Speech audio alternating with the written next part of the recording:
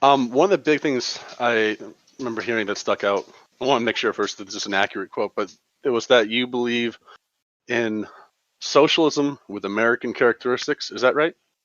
Yes, actually. In China, they call the system there, they call it socialism with Chinese characteristics.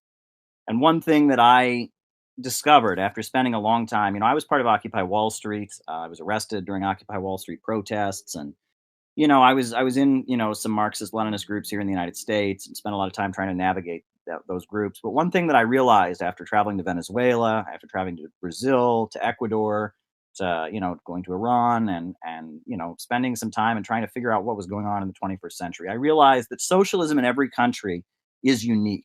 It's never a copy, and that we're never going to have Soviet style socialism in the United States. We're never going to have Chinese socialism in the United States. We're never going to have socialism like they have in Cuba or socialism like Venezuela. Everywhere socialism is implemented, it is uniquely applied to the conditions of the country. And that the only way we're really going to have socialism in the United States is if it comes out of the progressive traditions that are already here. There was a strong movement in this country to abolish slavery. There was a history of civil rights organizing and opposing racism. There's the labor movement. There's the suffragists who fought for women's rights. There's the LGBT community and their struggle for recognition. There is a progressive tradition in American history. And socialism, when it comes to the United States, will come out of that progressive tradition.